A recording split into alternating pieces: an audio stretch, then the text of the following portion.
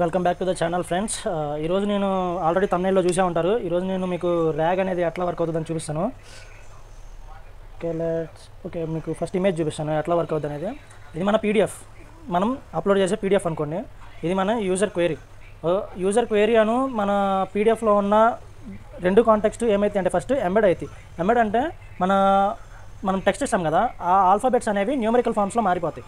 మనం దాన్ని ఎంబెడింగ్స్ అంటాము. చేంజ్ అయిన తర్వాత వాటిని వెక్టర్ డేటాబేస్లో స్టోర్ చేసుకున్న వెక్టర్ డేటాబేస్లో ఉన్న మనం స్టోర్ చేసుకుంటాం కదా, ఇవన్నీ ఏమిటంటే ఒక న్యూమరికల్ ఫామ్లో వెక్టర్ షేప్లో ఉంటాయి. ఒక ఎలా అంటే న్యూమరికల్ డేటా అనమాట.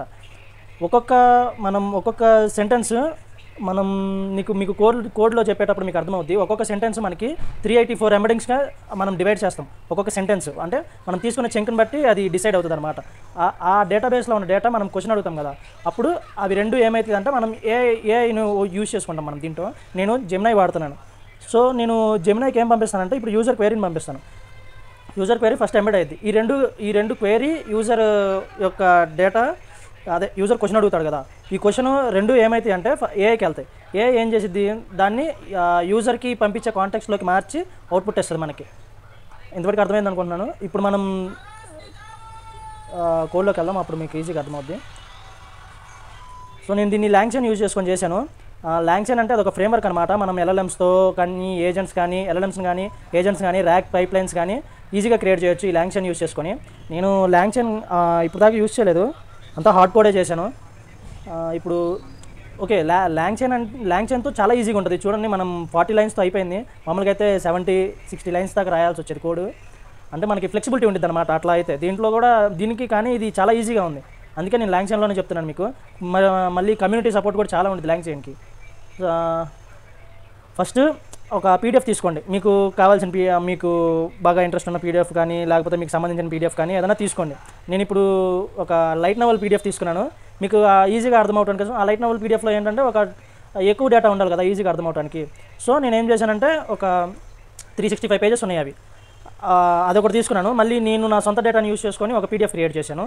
దాంట్లో ఏంటంటే ఒక 5 లైన్స్ 6 లైన్స్ దాకా ఉన్నాయి. నా దాంట్లో ఎందుకో ఓపెన్ అవ్వట్లేదు. అంటే నేను ఎక్స్టెన్షన్ ఎక్కించుకున్నా రీస్టార్ట్ చేసినా కూడా ఓపెన్ అవ్వట్లా. మరి ప్రాబ్లం ఏంటో అర్థం అవ్వట్లేదు నాకు. సో మీకు విడిగా చూపిస్తాను డేటాని.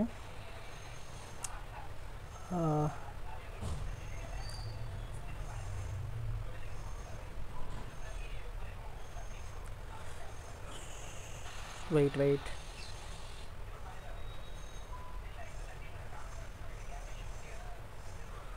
సో ఇది లైట్ నావల్ పీడిఎఫ్. ఎవరికైనా ఐడియా ఉంటే ఓకే, ఐడియా లేకపోయినా పర్వాలేదు. ఎందుకంటే జస్ట్ మనం అది ఆన్సర్స్ రిట్రీవ్ చేసుకోవడానికి ఇది నా డేటా అనమాట. జస్ట్ నా పేరేంటి, సమ్ డీటెయిల్స్, ఇది ఏం పెద్ద ఇంపార్టెంట్ కాదు. సో ఇప్పుడు మళ్ళీ కోడ్లోకి వద్దాం. ఇప్పుడు నేను ఫస్ట్ ఏం చేసుకుంటున్నాను అంటే పీడిఎఫ్ని లోడ్ చేసుకుంటున్నాను. కానీ ఎప్పుడైతే PyPDF 2 నుంచి లోడ్ చేసుకుంటాను, కానీ ఇప్పుడు లాంగ్చైన్ పీడిఎఫ్ లోడర్ నుంచి లోడ్ చేసుకుంటున్నాను. తర్వాత లోడ్ చేసుకున్న పీడిఎఫ్ని ఏం చేస్తామంటే మనం స్ప్లిట్ చేస్తాం అనమాట. ఇందాక చెప్పాను కదా చంక్స్ చేసుకుంటామని. ఇక్కడే ఎన్ని చంక్స్ చేస్తున్నానంటే 300 చంక్స్కి చేస్తున్నాను. ఫస్ట్ ఇది సూర్య పీడిఎఫ్ వాడుతున్నాను కాబట్టి నేను దీన్ని ఏం చేస్తున్నా, తక్కువ చంక్స్ చేసుకుందాం. ఎందుకంటే తక్కువ డేటా ఉంది కాబట్టి. ఒక 50 చంక్స్ చేసుకున్నాను కాబట్టి ఒక 10 ఓవర్లాపింగ్ పెట్టుకుందాం. అంటే ఇప్పుడు ఇది ఎట్లా అంటే 50 చంక్ సైజ్ అంటే 50 వర్డ్స్, ఒక్కొక్క లైన్కి 50 వర్డ్స్ చూసుకునిద్ది. మీకు ఇక్కడ ప్రింట్ చేసి చూపిస్తాను. దీన్ని తీసేసి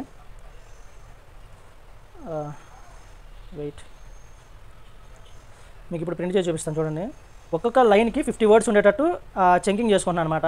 ఓవర్లాప్ అంటే ఏంటంటే లాస్ట్ వర్డ్ 50లో నుంచి -10 చేస్తే 40 కదా, అవి మనకి లాస్ట్ వర్డ్ అనమాట. మిగతా ఉన్న 10 వర్డ్స్ ఆ తర్వాత వచ్చే చెంక్ అంటే చెంక్ 2, దానికి చెంక్ 1కి చెంక్ 2కి మధ్య ఓవర్లాపింగ్ లెటర్స్ అనమాట 10 అనేది. ఓకే, నేను మీకు రన్ చేసి మీకు ఎక్స్ప్లెయిన్ చేస్తాను, దాని గురించి ఈజీగా అర్థమవుతుంది.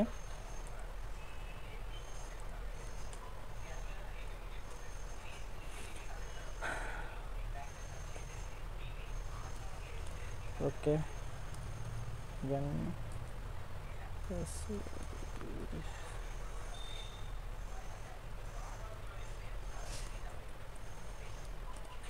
ఓకే యాక్టివేట్ అయింది. ఇప్పుడు రన్ చేసి చూపిస్తాను మీకు. ఏం లేదు, మన డేటా ఎన్ని, ఒక్క నిమిషం, మన డేటా అనేది ఎన్ని చంక్స్గా విడిపోతుంది అనేది మీకు చూపిస్తాను. ఇక్కడ జస్ట్ 5 అవుట్పుట్స్ తీసుకుంటున్నాను అంతే, 5 లైన్స్ వరకు అవుట్పుట్ తీసుకుంటున్నాను. ఇదిగోండి ఫస్ట్ 50 లెటర్స్ చంకింగ్ ఇది. ఫస్ట్ 50 లెటర్స్ వచ్చాయి, సెకండ్ చంక్ ఇది, ఫస్ట్ చంక్ ఇది, సెకండ్ చంక్ ఇది. లాస్ట్ 10 లెటర్స్ వాటికి ఏమవుతుందంటే 10 లెటర్స్ ఏమవుతున్నాయి అంటే ఫస్ట్ చంక్కి సెకండ్ చంక్కి మధ్య మనకి అర్థమవటం కోసం ఒక 10 అనేవి ఓవర్లాప్ తీసుకుంటున్నాము. అది ఏమైంది మనకి మా సెంటెన్స్ అనేది సెకండ్ సెంటెన్స్కి థర్డ్ సెంటెన్స్ రాకుండా సెకండ్ సెంటెన్సే వచ్చేటట్టు ఓవర్లాప్ చూసుకునేది అనమాట, కన్ఫ్యూజ్ అవ్వకుండా. సో అది ఓవర్లాపింగ్ అంటే. ఇప్పుడు చంకింగ్ ఓవర్లాపింగ్ అయిపోయింది కదా, ఇప్పుడు మనం ఏం చేసుకున్నామంటే ఒక ఎంబెడింగ్ మోడల్ తీసుకున్నాం. ఆల్మినీ L6V2 అంటే అదొక చంకింగ్ మోడల్, ఎంబెడింగ్ మోడల్ అనమాట. అది చంకింగ్ అన్న ఎంబెడింగ్ మోడల్.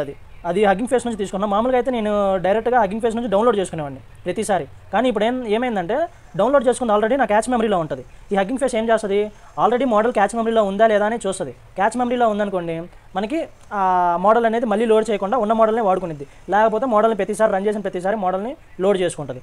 ఇప్పుడు మనం ఈ ఆల్మినీ L6 అనే దాన్ని యూజ్ చేసుకొని మనం ఎంబెడింగ్ చేసుకుంటున్నాము. ఎంబెడింగ్ చేసి ఎలా ఎంబెడింగ్స్ అవుతాయో ఒకసారి చూడండి. నేను మీకు ఇందాక చెప్పాను కదా న్యూమరికల్ వాల్యూస్లో ఎంబెడింగ్స్ అవుతాయి అని. ఇది సెంటెన్స్ లెవెల్ ఎంబెడింగ్ మోడల్ అనమాట. అంటే ఏంటంటే ఒక పీడిఎఫ్ ఒక పేజ్లో ఒకటే లైన్ ఉంది, ఒకటే వర్డ్ ఉంది అనుకోండి, దాన్ని కూడా ఇది ఏం చేస్తుంది ఒక సెంటెన్స్లో అజ్యూమ్ చేసుకొని 386 ఎంబెడింగ్స్ క్రియేట్ చేస్తుంది. 386 వెక్టర్ ఎంబెడింగ్స్ లాగా. ఓకే, రన్ చేస్తాను చూడండి. ఫస్ట్ 5 ప్రింట్ చేసింది, తర్వాత ఇప్పుడు ఎంబెడింగ్స్ అవుతున్నాయి లెటర్స్. కొంచెం మోడల్ నా మిషన్ కొంచెం చిన్నది కాబట్టి ఎంబెడింగ్ చేయడానికి కొంచెం లేట్ అవుతుంది. అదంతా మన మిషన్ మీద డిపెండ్ అయి ఉంటుంది. ఇదిగోండి ఎంబెడింగ్స్ అనేవి ఇట్లా నెంబర్స్. సో ఒక్కొక్క సెంటెన్స్ 384 అనే ఎంబెడింగ్స్గా డివైడ్ అవుతాయి అనమాట. 384 ఎంబెడింగ్స్గా డివైడ్ అవుతాయి ఒక్కొక్క సెంటెన్స్ అనేది. సో మనం ఏమవుతుంది సిమిలారిటీ సెర్చ్ చేసేటప్పుడు మన క్వశ్చన్ కూడా ఎంబెడింగ్గా చేంజ్ అవుతుంది కదా. మన క్వశ్చన్ ఒక నెంబర్ లాగా అవుతుంది. ఇప్పుడు నేను suppose what is my name అని కొట్టాను కదా, అడిగాను అనుకోండి question what is my name అనేది ఒక ఎంబెడింగ్స్లా చేంజ్ అవుతుంది నెంబర్స్ లాగా. ఈ నెంబర్స్ మళ్ళీ మనం పీడిఎఫ్ ఇచ్చాం కదా, పీడిఎఫ్ని కూడా ఎంబెడింగ్ చేసుకున్నాం కదా, అందులో ఉన్న నెంబరు ఏ నెంబర్ అయితే దగ్గరగా ఈక్వల్గా కానీ దానికి ఆ నెంబర్కి దగ్గరగా కానీ అయిందంటే వాటిని రిట్రీవ్ చేస్తుంది అనమాట పీడిఎఫ్ నుంచి. అది మనకి ఆ రెండింటిని ఏం చేస్తుంది మనకి మోడల్కి పంపిస్తుంది మన LLMకి. ఆ LLM ఏమవుతుంది, LLM అండర్స్టాండ్ చేసుకుంటుంది, ఆ కాంటెక్స్ని అండర్స్టాండ్ చేసుకొని మనకి రీజనబుల్ ఆన్సర్ ఇస్తుంది అనమాట. అంటే మనకి అర్థమయ్యేలాగా ఆన్సర్ ఇస్తుంది దాని నుంచి. సో ఇప్పుడు మనకి ఎక్కడ దాకా అయ్యింది, ఓకే మీకు ఇప్పుడు ఇది ప్రింట్ చేసి చూపించాను కదా ఎంబెడింగ్స్ ఎలా అవుతాయో. సో ఇప్పుడు మనం LLMని లోడ్ చేసుకుందాం. ఫస్ట్ నేను LLM దేని నుంచి లోడ్ చేసుకుంటున్నానంటే మనం లాంగ్చైన్ నుంచి అన్నీ ఇంపోర్ట్ చేసుకోవడానికి ఉంటే మనం లాంగ్చైన్ నుంచే ఇంపోర్ట్ చేసుకోవచ్చు చాలా వాటికి. నేను ఆల్రెడీ ప్రీవియస్ వీడియోలో మీకు ఎట్లా కీ అనేది ఎట్లా క్రియేట్ చేసుకోవాలో చూపించాను. అది ENV ఫైల్లో ఎట్లా పెట్టుకోవాలో చెప్పాను.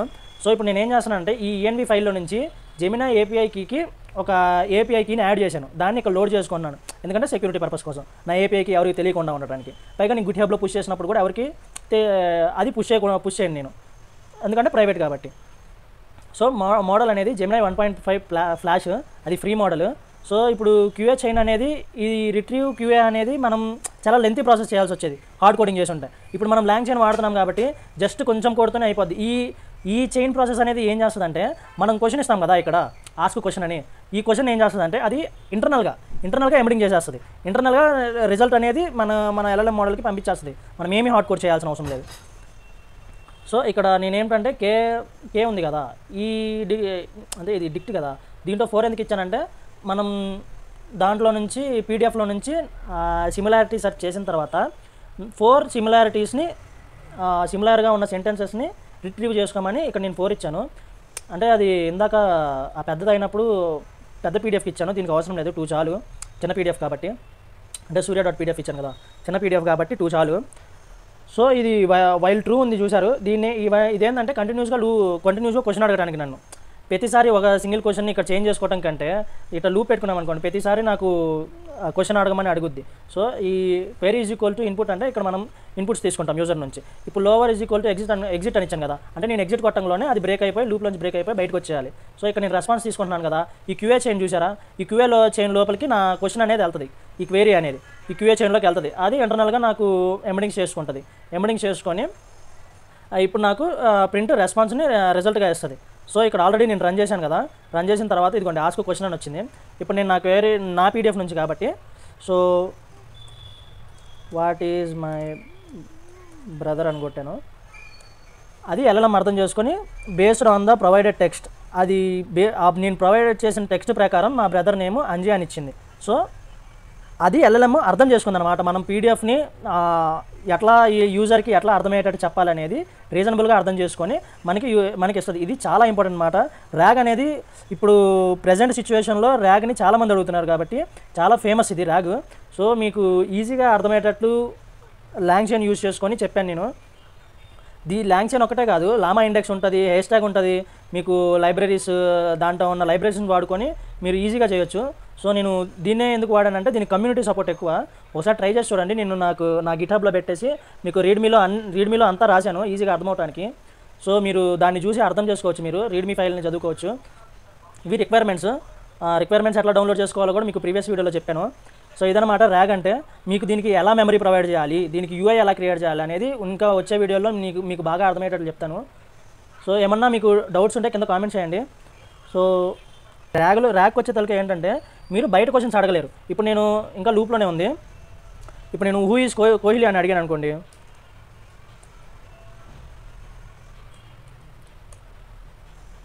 ఐ డోంట్ నో అంటుంది. అర్థమైందా మీకు? హూ ఈజ్ కోహ్లీ అంటే ఐ డోంట్ నో, ఎందుకంటే నా ప్రొవైడెడ్ కాంటాక్ట్స్లో హూ ఈజ్ కోహ్లీ అంటే దానికి తెలీదు, ఎందుకంటే నేను కాంటాక్ట్స్లో దాన్ని ప్రొవైడ్ చేయలేదు కాబట్టి.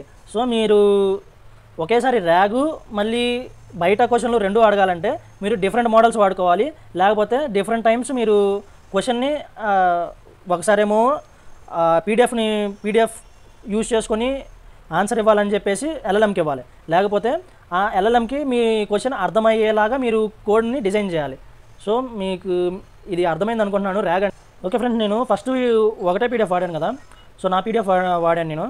ఇప్పుడు ఇంకో పీడిఎఫ్ వాడతాను, జాబ్లెస్ అనే పీడిఎఫ్ వాడతాను. ఇప్పుడు నేను చంక్స్ అనేది తక్కువ చంక్స్ తీసుకుంటున్నాను, ఓవర్లాప్ కూడా తక్కువే ఉంటుంది. మళ్ళీ నా పీడిఎఫ్లో పేజెస్ ఎక్కువ ఉండిద్ది, కంటెంట్ ఎక్కువ ఉంది.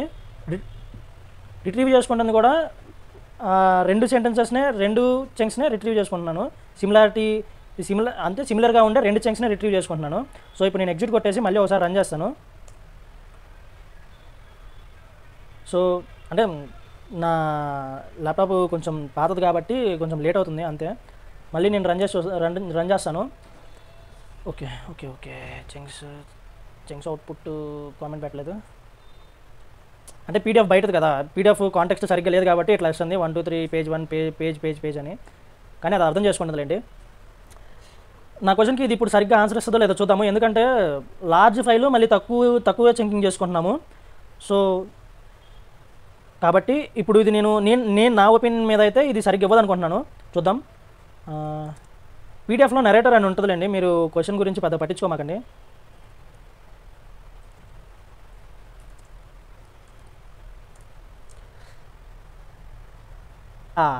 Narrator is Paul. Okay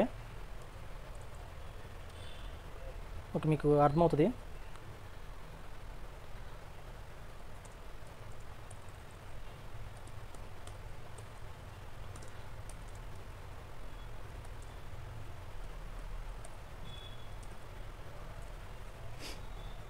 narrator father name is Paul Greyrat. Narrator Paul అని ఇచ్చింది, నరేటర్ ఫాదర్ నేము పాల్ అనే ఇచ్చింది. ఇప్పటికే మీకు అర్థమవుతుంది అనుకుంటున్నాను. ఇది ఇర్రెగ్యులర్గా ఉన్నాయి ఆన్సర్స్. సో నేను ఇప్పుడు మళ్ళీ కొట్టి చూస్తాను.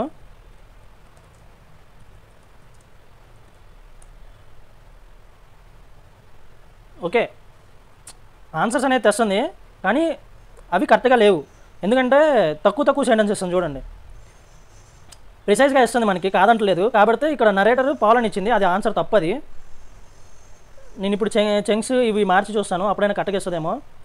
నేను 300 తీసుకుంటున్నాను, 70 ఓవర్లాప్ తీసుకుంటున్నాను, 4 రిట్రీవ్ చేసుకుంటా.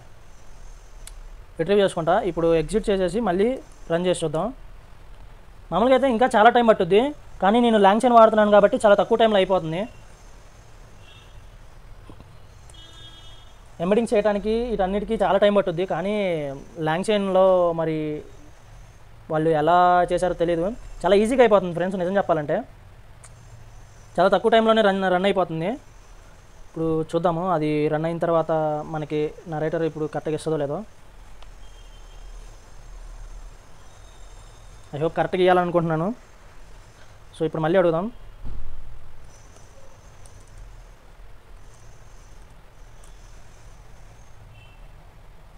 అదిగోండి ఇప్పుడు మారిని చూసారా, narrator name is Rudeus Greyrat అని వచ్చింది. ఇందాక what is narrator, who is narrator అని కొడితే పాల్ అని వచ్చింది. అది పాల్ అనేది నరేటర్ ఒక ఫాదర్ నేమ్, కానీ ఇది నరేటర్ కింద ఇచ్చింది. సరే ఇక్కడ హూ ఇవ్వలేదు కదా బ్రో అంటారు అనుకోవచ్చు.